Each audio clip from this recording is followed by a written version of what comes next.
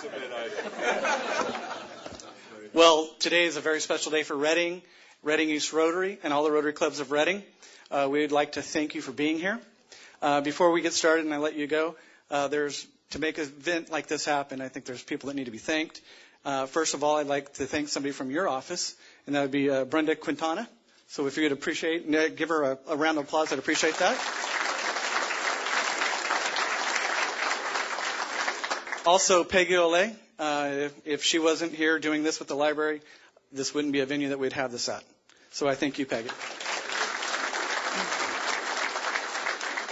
I'm sure you're going to get a ton of questions, and we like to honor our speakers for Redding East Rotary.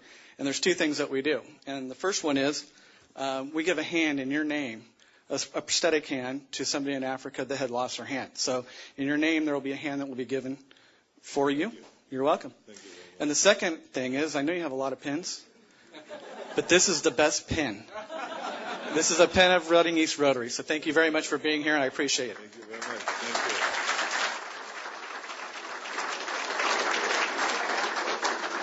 you. Well, thank you very much, Bob, for the wonderful introduction. And Mayor Stegall, thank you for being here today and having me in the Rotary Club and everyone that is here today. Thank you very much. It's wonderful to be back in Redding. I mean, I love this place. I've come here many times. And, of course, this is always an important place for me to go to get the message out there, whatever the message may be. And this town, of course, has been very helpful in my last 4 years as governor. You know, this is a job. It's a big job. It's an enormous responsibility. So as I always have said, this is not something you can do by yourself. You need a lot of people that help you. And I think that the people of California have been my true partners in all of this. I think this is why we have been so successful. And this is why whenever we do the State of the State address or the budget presentation, I then go up and down the state and talk about the various different issues and our plan and so on. And this is exactly what I'm doing now. The whole week I've been already up and down the state, and of course I never want to miss this town also. So it's nice to be back here again. But anyway, I did my budget presentation and also the State of the State and talked about the various different plans that we have for the state of California. And of course, one of the things that is a very important issue this year is budget reform. Because as you can see, what is happening is that exactly what I've foreseen in 2003 when I came into office. I tried to change the budget system, but the legislators did not vote for it.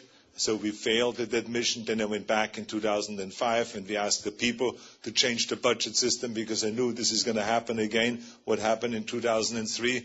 And that failed also. So now we're doing it for the third time.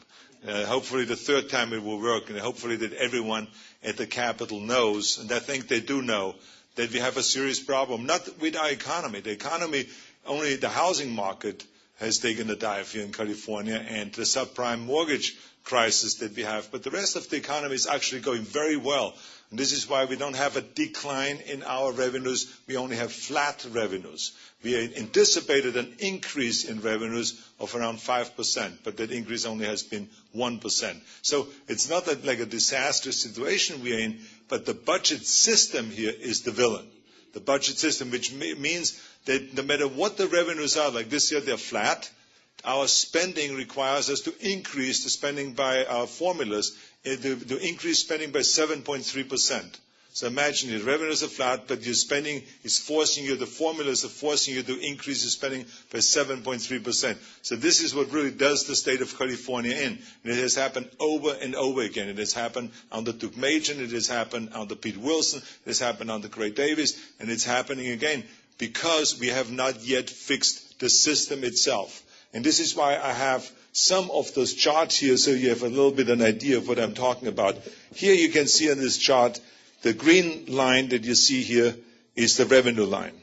And then the yellow one is the spending line. So as you can see already in 1999, 2000, you can see that the revenues getting flat, but the spending just shoots up. There's automatic formulas. It's not that legislators decide that we want to increase the spending. It's just the formulas require us to spend that money. Now, for all of these years, you can see it, the line is separated, which means every year between $4 and $6 billion. We are spending more than we are taking in. This is why when I took office in 2003, we had a $16.5 billion deficit, and of course billions of dollars were running up in debt. So then I came into office, we put the two lines together, and we worked very hard. We brought the economy back. But then, as you can see now, those two lines are separating again. So totally irregardless of what the revenue is, spending just continues on. And of course, if we don't do anything about it, what will happen is exactly what you see here. Every year, we will spend $10 billion more than we're taking in. So think about the irresponsibility it would be if we wouldn't fix the system. Now, if we fix the system, here I want to show you a chart what happens if we would have fixed the system already in 2000. Look at how those two lines come together, the spending line and the revenue line. We would not have, they're not perfectly together, but it would solve a lot of the problems that we have. Now, if we would do it now, our reform, look how the lines come together. That's what we want to do. And what do we talk about when we talk about reform? We're talking about two things. One is that the state, once and for all, puts a rainy day fund together. So that when you see a peak, like we have seen in this previous times, here you see a peak in revenues. This was in 1999 when we had the dot-com bubble, and we had the increase in revenues. Then all of a sudden there was the crash, and all of a sudden we see straight revenues because of the bubble that we had. Now what happens here is if we would have put, when there was the increase in revenues, the steep increase in revenues, if we would have put half of that money together into a rainy day fund, then we would have had money here to cover this area here. And this is the big problem. We have no money put aside. And so now I tried to reform the system when I came into office, and it didn't work. We did some reform, but not the kind of reforms that I wanted. It was a compromised version of reform.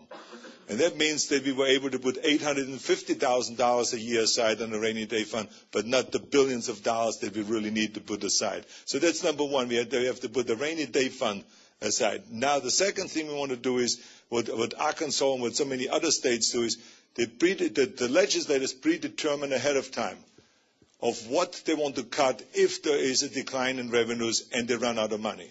So rather than sitting there and arguing over this for months and months and months, which they have to do now, they have to sit down and now decide what do they want to cut. Now, we have made the decision already with our budget. We've already said we're going to cut across the board by 10%, but they now have to get into that. Now, if we have predetermined that, they don't have to sit down, they wouldn't have to sit down. So they wouldn't have to now waste a month or 2 or 3 months and debate over that issue. So this is what we want to do, is we want to bring some sense into this whole process here, because the revenues, if you look at overall, the lines always keep going up. They always keep going up. So we don't have a revenue problem. The revenues always increase. What we have is a spending problem. And that's what I said during my State of the State address, and that's what I said during my budget presentation. We have a spending problem, and this is what we have to stop as a state and be responsible. Now, what we have done in our last budget reform, the one that was the compromised version, we got a few things taken care of. What happened in the past, whenever we had a problem with the budget, the state stole money from everywhere. They grabbed money from transportation.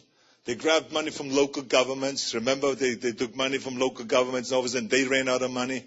They took money from pension funds. They took money from everywhere they could. And they borrowed for ongoing programs, which was a big mistake. Now, with our budget reforms, what we have done is we passed Proposition 1A, that we started in A with us to take money from local governments. We passed Proposition 42. We cannot take any more money from transportation. And, of course, through Proposition 58, which the people passed overwhelmingly in the beginning of 2004, that it makes it impossible now to borrow money for ongoing programs. So we have tightened the noose so that now the legislators have to really face the reality, which is to fix the system. Because they can't go out and borrow anymore. They can't grab money anymore from local government. They can't grab any more money from transportation or from pensions or any of those things. Now they have to face the reality. And this is the good thing. And I tell you, the great thing about it is that the Democrats and the Republicans are working together much better now in Sacramento. That's our big advantage. So we've accomplished a lot together, and I think that because of that, and because there's such an urgency here, that the Democrats and the Republicans will be working together very well on this budget crisis and on other things.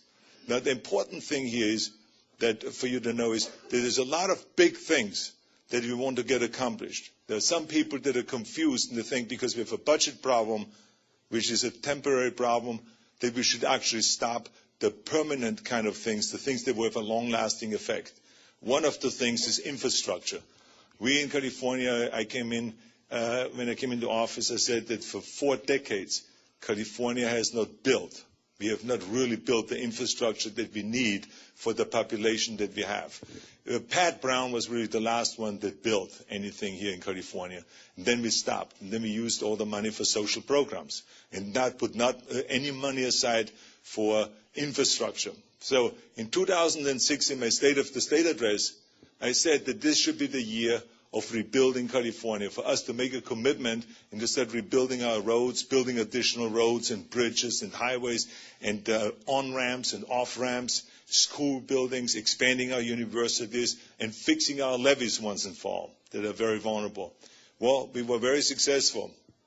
$37 billion of infrastructure bonds the people of California approved.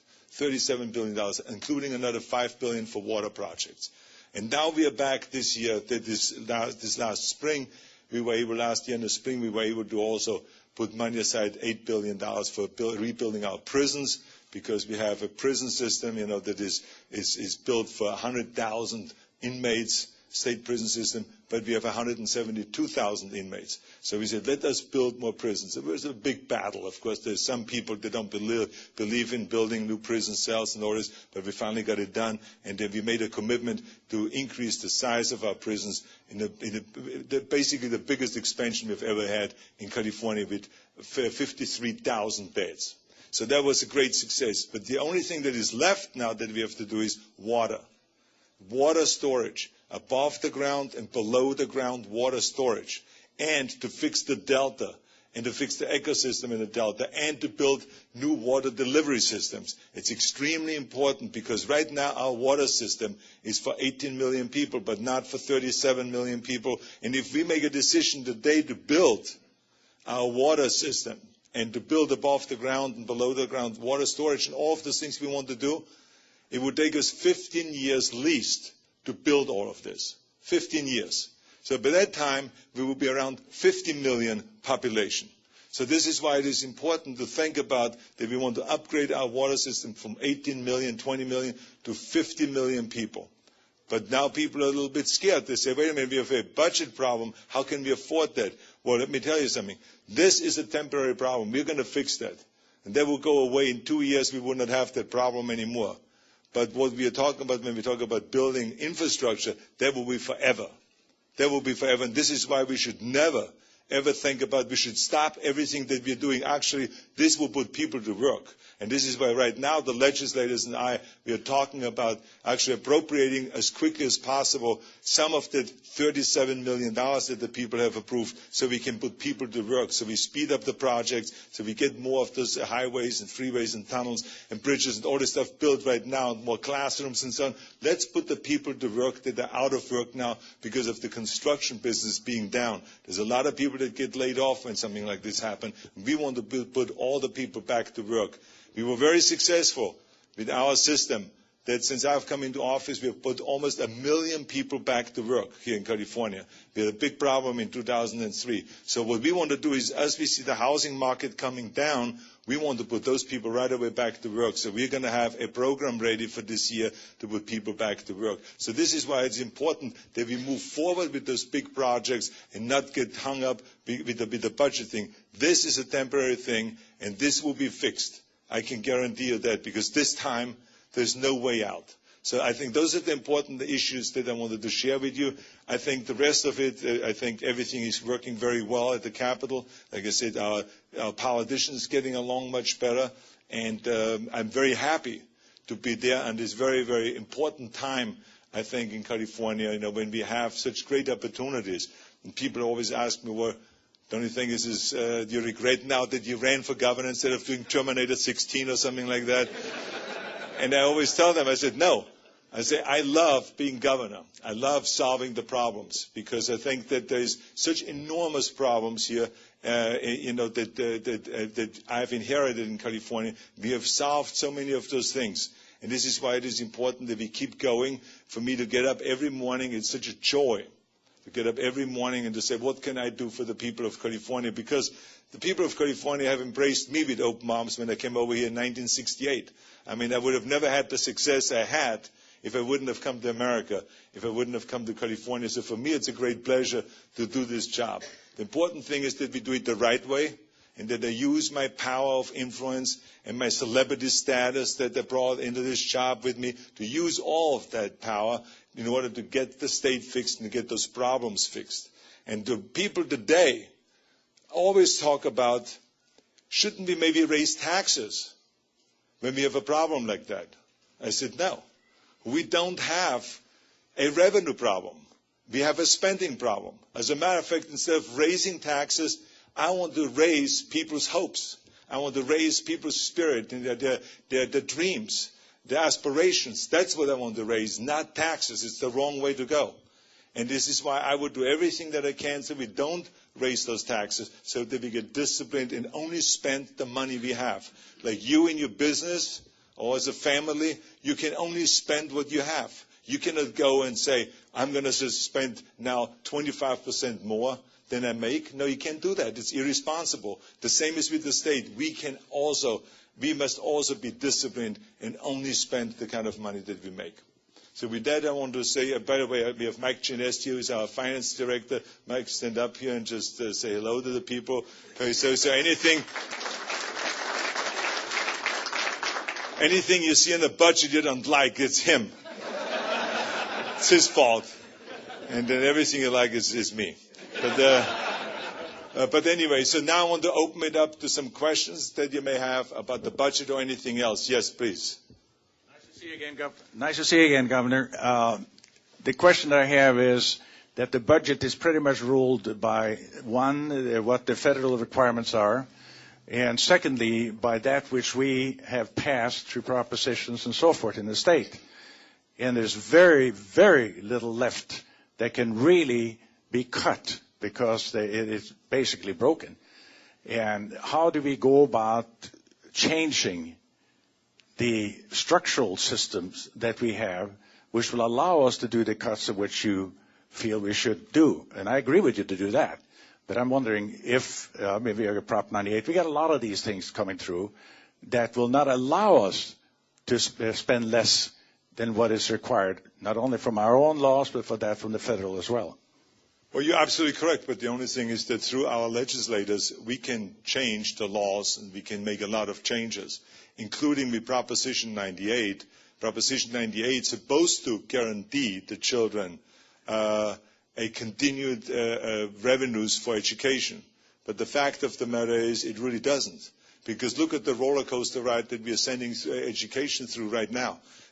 Last year we gave them the money, all the money that they deserve, and this year we are suspending Proposition 98. And then now the revenues that they will get will go down. It is what we want to do is not take away anything from education, but just even out the line so that we have a more coherent kind of a system, so that education and the children that need that money can really budget more, and count on that money other than right now. Right now, we take some of that money away from budget. What we want to do is get the line more even so we don't have this jaggedy going up and down like this. Every time we do the budget, we are taking people through a roller coaster ride where they have to hold on for dear life. That is not fair to the kids. It's not fair to the grown-ups. It's not fair to the vulnerable citizens, the older folks in this state, or to anybody else. There's people that rely on that money, and this is why we have to fix it. So there is an even line of revenues and an even line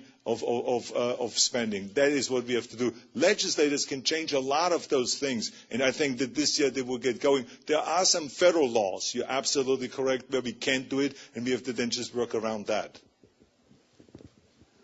It's all about discipline.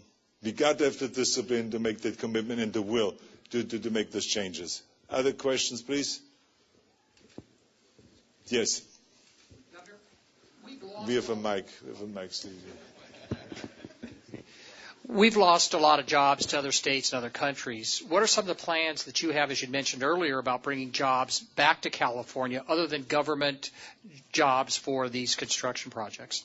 Well, I think that one of the things why we have created so far almost a million new jobs is because we've done the opposite from raising taxes. I mean, think about it. When I came into office, workers' compensation was the poison of our economy. People couldn't afford workers' comp. Every year they went up at double-digit, increases, and people basically were driven out of the state, and we lost jobs because of it, and companies moved outside the state.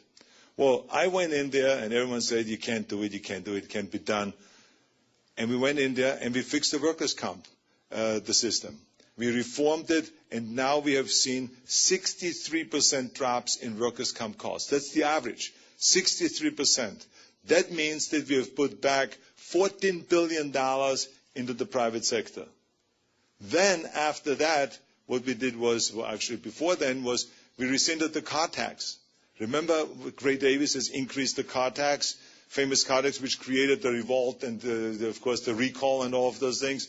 Well, when I came into office, the first hour I came into my office, I signed a bill to rescind the car tax. And that gives the people back an average of $4 to $6 billion a year in California. The first 2 years was $4 billion. Now it's up to $6 billion. That is $20 billion so far we've given back the people of California. Now you add this together, $34 billion. 20 billion plus 14 billion is $34 billion we've given back. That's what stimulates the economy. Then people have money to go and buy things instead of having to pay an extra $500 for their car. Those are the kind of things that we have to do. So we have done that, and we would continue doing that to be pro-business in the decisions that we make, and to make sure that we protect the jobs here in California rather than beating up on business. You have no idea. I mean, as you know, the Chamber of Commerce gave us a list of job killers. Well, the top 12 that they picked as job killers, we vetoed all 12 of them, right off the top. Why? Because that's what keeps jobs in California. So we work together with business, because I hear all the time from people of what is really impossible, what are kind of the legislations that they try to send down to me that will be a job killer. So we veto those things, because we want to keep jobs here, we want to keep businesses here, and we want to make the life of people in California better rather than going downhill. Yes, please. You mentioned the 2004 workers' comp reforms that you signed, and thank you for doing that. I hear there's a lot of political pressure coming from labor and from the unions to reform the reforms, that basically they went too far and that we took money out of the pockets of injured workers. I'm personally scared that they would be reformed. What's your feeling in Sacramento, and do you think something's coming your way to have to sign again? Well, first of all, any reform that will be done or the attempt to do, I have to sign. So this is where the end is. It's like it's very simple, because I told them, and I always keep my promise on that. I said, if we made a mistake anywhere, which happens many times when you do, sign a bill, that they come back a year later and says, we made a mistake there. This was not intended to go this way. So I said, if someone falls through the crack, if someone breaks their back on a job, and all of a sudden he ends up only getting $12, well, then that person fell through the crack, and we're going to look at that and say, let's find out why did that happen. That person deserves more money than that. But that hasn't happened yet. So we are analyzing it all the time, and we're watching it. And if we see a problem like that, where someone really has a disadvantage and someone doesn't get their fair share, then we go and step in and change something. But that has not happened. Of course, you're absolutely correct that labor does want to change the law and bring it back of where it was. Of course they would like to do that. But what do you think, that I let them do that? No, no way. I made it very clear in the Capitol that I never believe in fixing something that is not broken. And there is nothing broken about our workers' comp system right now. Everything is just working fine. Yeah, please. Thank you, Governor. Being a very patriotic person, I know that you are, and I am too, and we appreciate the freedoms that we have in the United States and in California. In 2004, you signed into law a .50 caliber ban. In that ban, you essentially barred all those firearms from being selling here in the state of California. There had never been a case of crime committed with those guns, either reported or not reported. You just simply mentioned just a second ago, if something is not broken, don't fix it. And so I'm wondering on that particular case, we have not had a problem with those particular firearms. They're very specialized. Knowing how important freedoms are in this country, why did you choose to sign that piece of legislation when, in fact, we had no problems with it? It was not a broken problem. Why did you sign that? Well, it doesn't mean that something had to happen first before you go and make some changes. I just personally felt that, and after talking to a lot of hunters and a lot of people, that this was a specific gun that was for no other purpose besides just shooting something from 1.5 miles away. And I just felt personally that this is a gun we don't really need for hunting. So I ask hunters, I ask a lot of people. I don't make those decisions myself, and it was the impression that I had that it wasn't needed, that it would only be abused. So before someone does abuse this, I just made the decision to pass that law. Actually, I signed the law. Someone else passed the law. Okay, but they had the other day a wonderful, I don't know if you saw that latest revolver. It is almost the size of a .50. It's a 460 or whatever. Oh, you have one? Yeah, exactly. Yeah. And I went shooting with my kids, and that is a gun that has a tremendous recoil.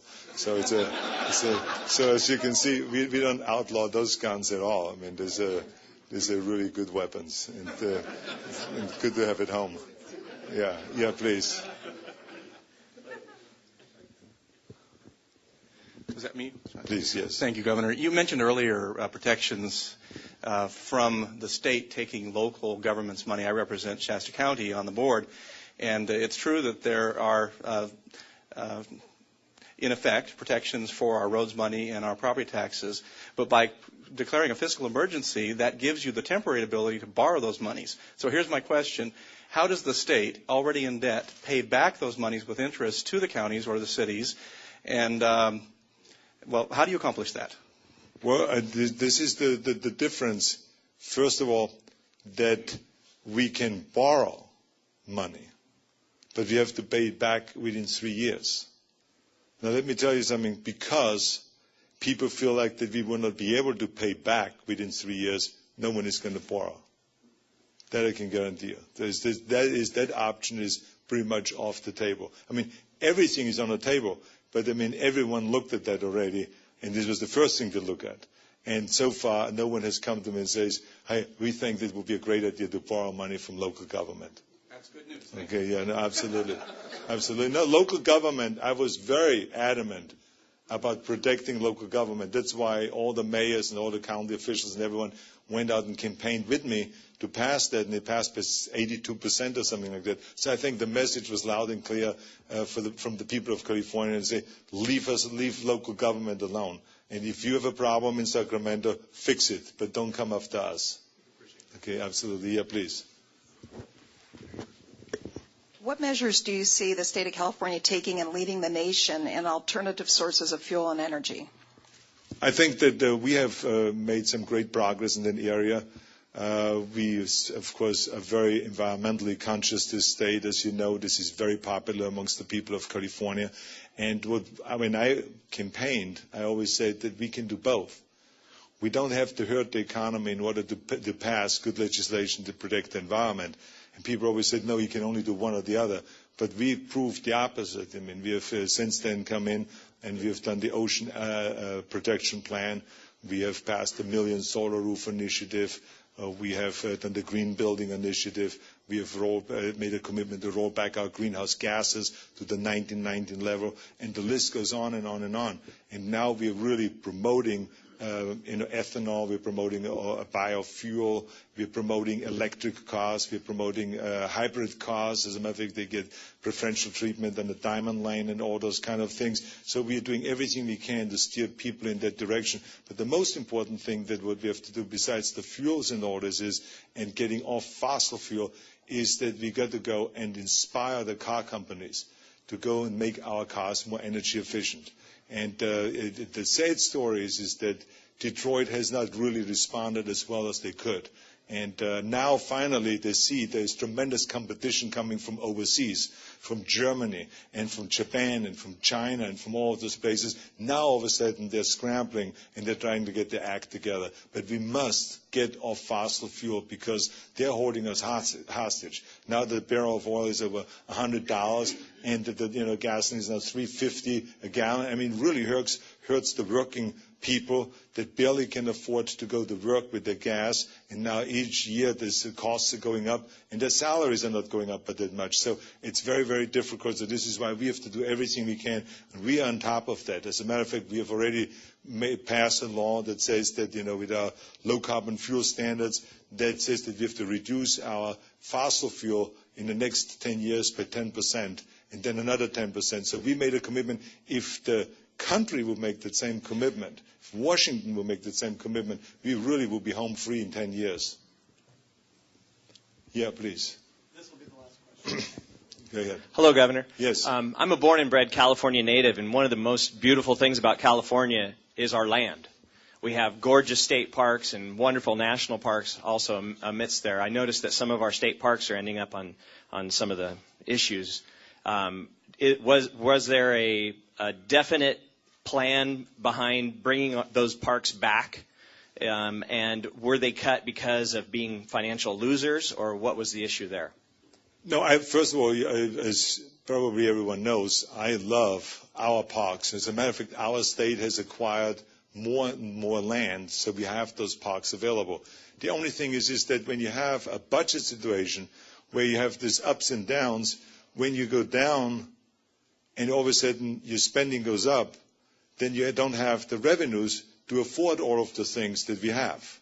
And then we have to make certain cuts. So we have $96 billion this fiscal year to spend. But our spending requires us to spend $101 billion, right? As it is, because we anticipated the revenues will be $101 billion. So now we only have 96. So therefore we have to reduce our spending to 96 because we don't have this extra $5 billion. So one of the things, so you take 10% across the board, and one of the things we have done is also cut on some of the parks that are available. But that doesn't mean necessarily they're going to be closed. Now there's debate in the capital. Maybe we should increase the fees. Maybe we should charge for people to get in there. So if there's something that can be worked out, there will be some parks that then will be left open. And, so mine is a budget proposal. So I propose, and I say, here's what I propose, a cut across the board 10%. Then the legislators say, well, wait a minute. Let us get together, Democrats and Republicans, and let us work it out. Maybe there's some areas where maybe we only have to cut 4%, and in other areas maybe we have to cut 18% or something. So there will be changes in a budget like that. But I think people are getting very creative now and trying to figure out how not to close all the parks. But some parks inevitably will be closed because we just don't have the money. As much as schools will get less money than they've gotten last year, and other areas will get less money. Law enforcement will get less money. Prisons will get less money. So all of those departments have been cut across the board by 10%. And what that basically will do is it will be a wake-up call for all of the people that will get hit, so they know that this will continue happening, because I will not borrow. And I will not go and start using all kinds of tricks and stealing money left and right. I will go down and I will only spend what I have. And therefore they will now go and say, wait, this will hurt everybody. Let's go now and make an adjustment and let's fix the budget system once and for all. So this is what I'm trying to accomplish in Sacramento, for them to fix the budget system once and for all, so we don't have an ongoing way, these ups and downs and that roller coaster ride. Okay, we've answered one more question here, even though you said the last question. I hope I can override you here on this one. I was counting on it. Yeah, go ahead. as the DA, I'm very concerned about the release of prisoners, and I understand that you're really caught in a difficult place because the federal courts are going to do it if you don't find a way to do it. So the bottom line is those prisoners are going to be released because of the crowding.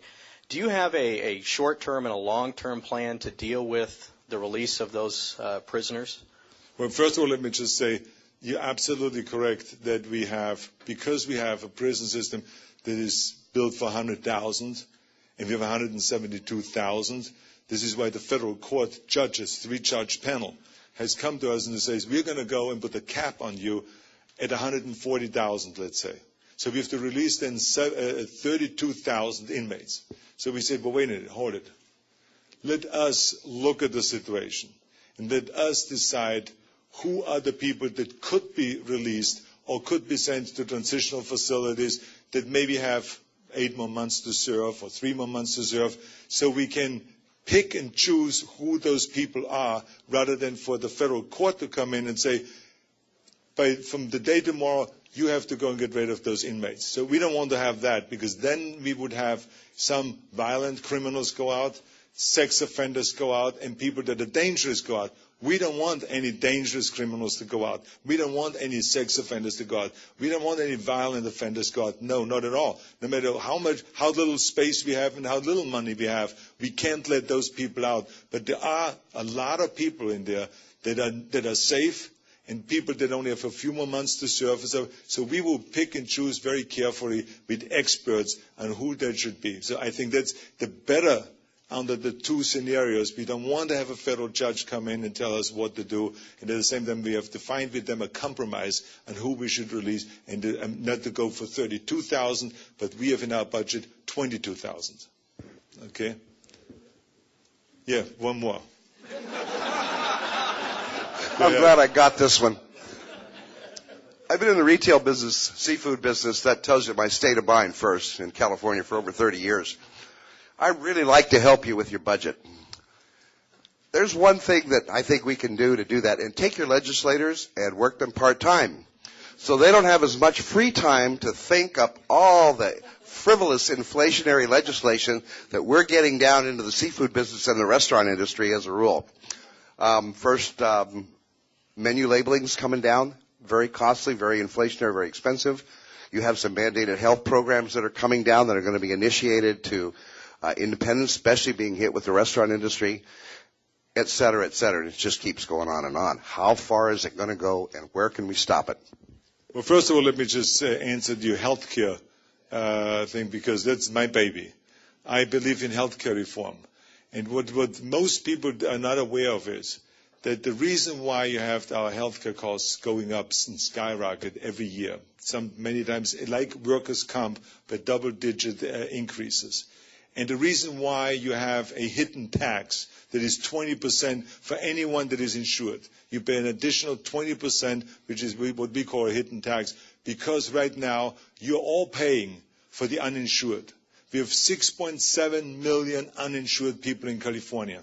That for a state or for a place that is this shining place, or the golden state, is inexcusable. Because the whole thing is a big rip-off where you get charged for everything. When you go to an emergency room, you have to wait 9 hours sometimes because you have so many people in there, 90% of the people, that there is no emergency. They just don't have a health care. They don't have an insurance. So they have to go to an emergency room because there no one is by law allowed to be turned away. So therefore people, no matter who it is, goes to the emergency room. So now you have this huge emergency room overcrowding and misuse of the emergency room. And this is why hospitals are closing emergency rooms, because there's nothing in there for them. All they do is they're treating patients and they don't get paid. So now many hospitals, like I just visited one in Los Angeles, they got stuck with $60 million of unpaid bills last year alone. You multiply that with the amount of hospitals we have, it's in the billions and billions of dollars. Well, guess who is on the end paying for that? It's you. The taxpayer is paying for that. So what we want to do is we want to insure everyone, make everyone get their insurance, and for the employers to participate. So the small employer pays 2% of the wages, the medium-sized employer pays 4%, and the big, safer and places like that pay 6%. So that is the idea of the whole thing. Normally, a health plan for an employer costs 12%. So this is why it is important for you to know this is like workers' compensation. I want you to make your money, and I want to get money back to you by saving your health care cost increases and by getting rid of the 20%. The 20% hidden tax is $14.5 billion in California. Imagine I can give those $14.5 billion also back to the people and not see those double-digit increases. That's really what we want to accomplish. But on healthcare, why would you want to keep putting the burden on the employer? It would seem to me that realizing that there is a health crisis, that it's a national crisis, that you spread that through everyone so they pay their fair share, maybe through a sales tax per se to be able to compensate this, rather than having the independent business bear the burden of that 2%, which will just keep me from hiring 2 more employees or maybe 3. No, but first of all, I know the restaurant business has suggested the sales tax, but believe me, there's a lot of people out there that don't like a sales tax increase because it hits the poor people and not the wealthy people. So this is why what we want to do is not go after everybody out there. We want to spread the responsibility. Listen to this responsibility. First of all, when you pay 2%, you will make back another 2% on the end. You will have 4% advantages. See, you only see right now that you're putting 2% out there on costs. But that is an investment because what we want to do is bring those healthcare costs down for everybody here in this state. Who is participating? The employers are participating. The hospital association is participating with $2.5 billion. The state of California is participating. The individual that gets insured is participating. And the federal government, right now we are leaving $5 billion of federal money on the table because we don't have health insurance for everyone. When we do those reforms, we can collect an additional $5 billion we can draw down from the federal government. So there's a lot of people participating in this. It's not just the employers. Because remember, I am the one that campaigned actively against the employer mandate, which was under John Burton, which was 12% increase. And I don't think that's fair. I think shared responsibility and shared benefits is the way to go with healthcare. And whenever we do something like this, we all have to work together on this. There's no such thing as a free lunch. But what I can guarantee you is that my plan will make your money back. That I can guarantee you. Well, thank you very much again. Thank you for your being here. Thank you very much. I did want to say one thing. Really appreciate you taking the time to be up here in Redding East Rotary. Also, I was thinking, this has been going on for 3 weeks, trying to schedule this to get you here. And it's a pleasure. I'd do it all over again. But one of the things I wanted to say is that you're a prime example of what a true American is. You're an immigrant. You were an Olympian or a bodybuilder, an actor, a governor, and I'm hoping one day I can say senator. Thank you very much. Thank you. Thank you very much. And as I said earlier when I started, that you're my partners. I need your support on a budget. Get in touch with your legislators. Let them know it is very important for them to balance the budget, not to raise taxes, and to make sure to fix the budget system once and for all. Call them because, remember, you have tremendous power, people power. It's the ultimate power. Let them know that you are paying attention and you want to have your voice be heard there. Okay, so thank you very much. Thank you all.